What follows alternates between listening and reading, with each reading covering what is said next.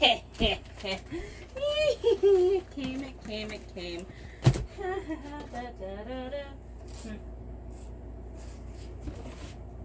Cody! Yeah? May I have you and a set of scissors, please? Bring the scissors. Why do you need me? Well, something came a day early. Oh? Would you like to help me open something? Is it what I think it is? Maybe. Maybe. So, yes, lovelies. Like I said earlier, I got the proof unboxing for book 2 of the Arsinoëphorus Alliance today. Yay. Supposed to come tomorrow, but for those who need a reminder, this is what book 1 looks like in all of its glory. Was going to say her, but Ian's there too. I'll say you got to give credit to both. Yes, very much so. This is the meme version, as Baka of Emerald Company Gaming called it. The meme version. He literally made a meme of it, like an emoji meme of it for his Discord. Alright. I'm kind of afraid to do this. Why? Nervous. I mean, one, it is tribute to My Lady Vampire, but nervous, so... What's there to be nervous about? Plenty. Want to do it with me? Well, I'm sure this... Oh, well, you can say apparently you didn't need a scissor, but... Oh, it does. Listen to the guy who does delivery. Look at the tags. There is a tear tag. So 3, 2. Maybe we should go get a drink first. A little late for that. 3, 2. Maybe we should go on a cruise first. Cruise? We can't even afford to go on vacation. Alright. 3, 2, 1. Oh. Oh. Book. Oh, and some of them did get damaged. That's why I told Amazon to stop sending them in bags like this. Wow. One of them is going to have to be my author note copy. It is mangled, so. I would definitely complain. Yeah. Ready? Dun, dun, da-da. Holy! Wow!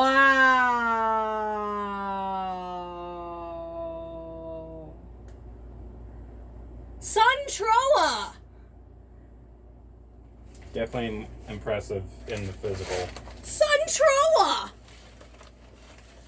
O M G. Now let's see them together, right? Oh my goodness. This is the part I'm the most excited about. This part right here. Ready? Oh my goodness. Cheesecake Man. That's 2. That's 2. 1 and 2. Oh my goodness. Wow. That's absolutely beautiful. I think they're going to want me to read from it this time. Is that your copy? No. One copy has been claimed. A second copy will be mine for, give me that, author notes. And then we'll have a third copy I'm not sure what to do with. So it's a little damaged in itself. I'm not entirely happy with the lack of shipping. Thanks, Amazon, for dinging up my books when I paid for extra shipping to get it here sooner. You can... Yeah. This is going to get edited, so... I guess I got to sit down and read the back in chapter 1. I think I don't have a choice.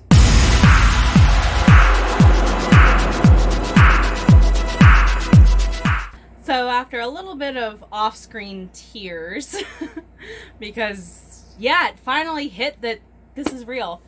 For the second time, it's real, lovelies. And it took a moment for it to really sink in for me.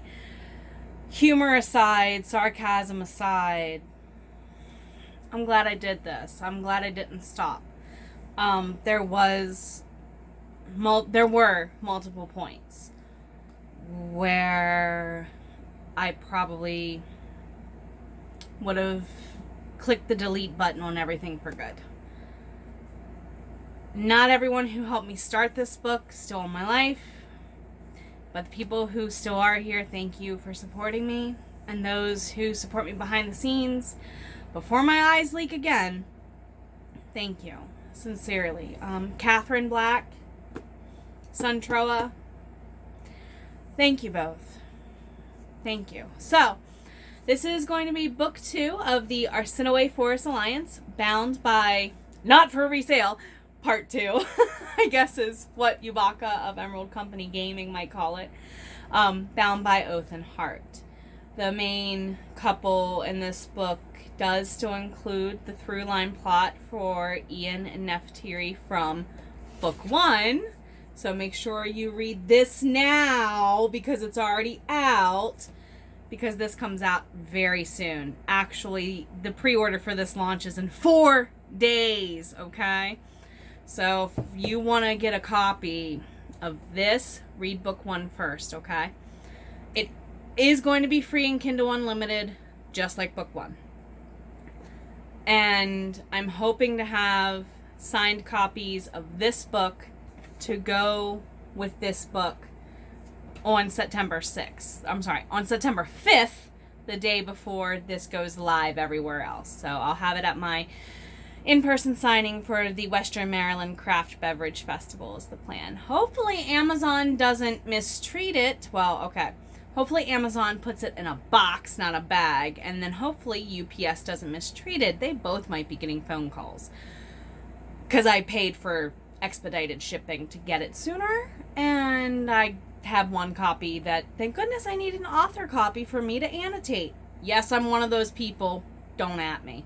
So, on the back, it reads, fractured by betrayal at Sancta Terra, the Arsinoëphorus Alliance scatters. The 5 remaining elders split Ian and Nephtyri, not realizing their sunwalker has a new secret to hide. Though the couple can visit one another in dreams, a life apart tests their bond early. A quest to find Ian a weapon to match his powers binds him to his adikous, naiha, and reveals not all mythical creatures are lost. Rochelle adapts to a lesser role as Shifei under the pressure of Bjorn's presence in his halls at Amaranth. With the help of Aryeh and other elders from afar, they plot to save the Alliance without their new Uran Shifei-ra's guidance. Suspicious of their actions, Nephtyri heightens the search to free her lost grandmother from the hunter's captivity. Allegiances are stressed as the dead walk and the living fight to thrive.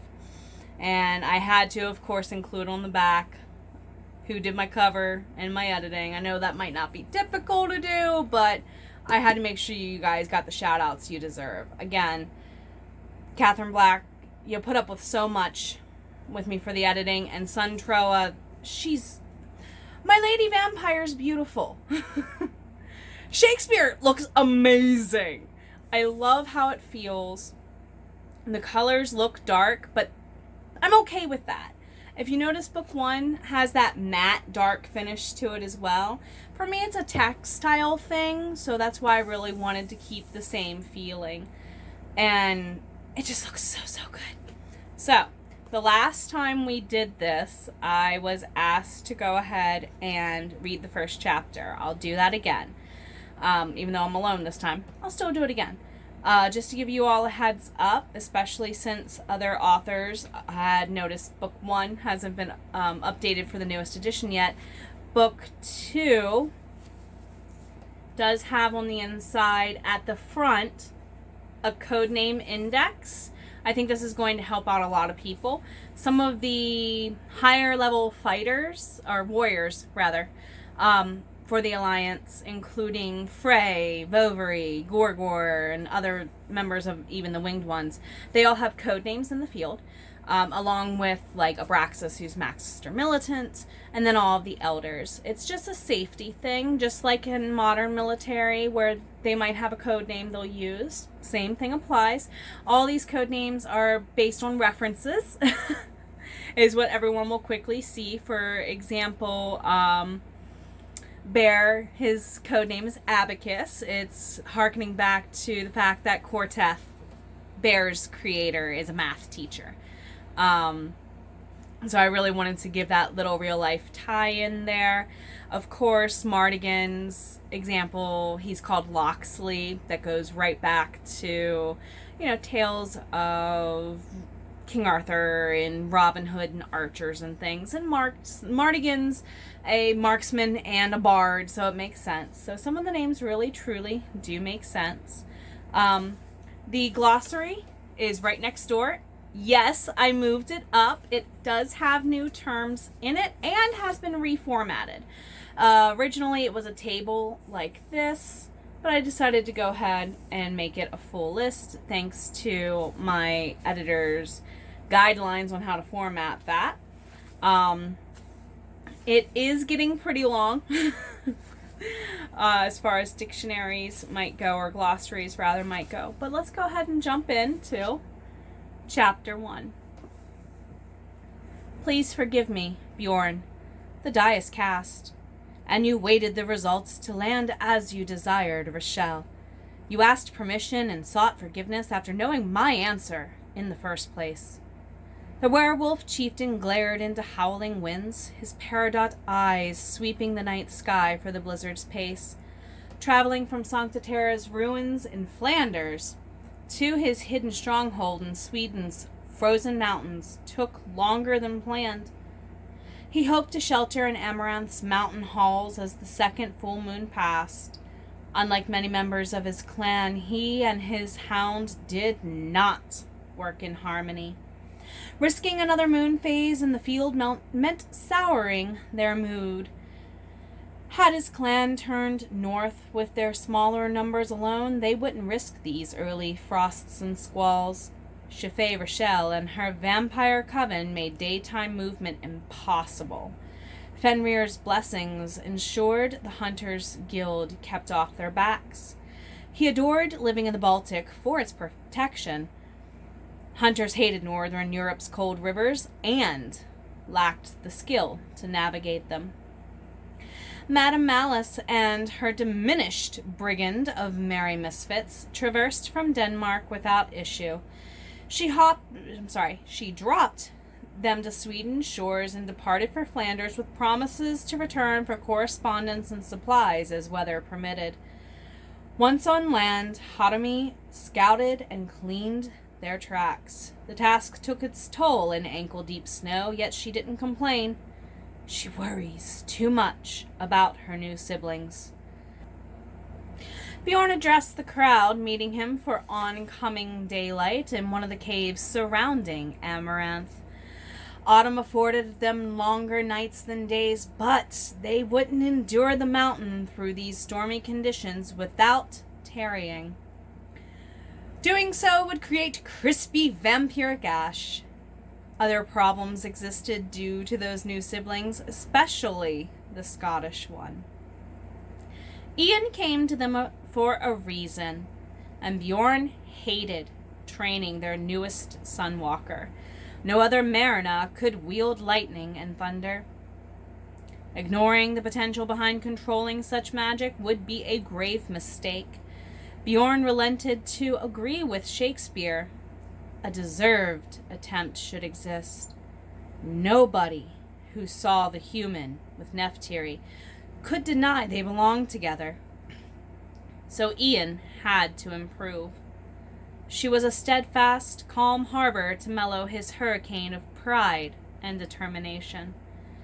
If fate wanted them together, then Bjorn wanted them to suffer the same loneliness he faced due to Nephtyri's century of exile.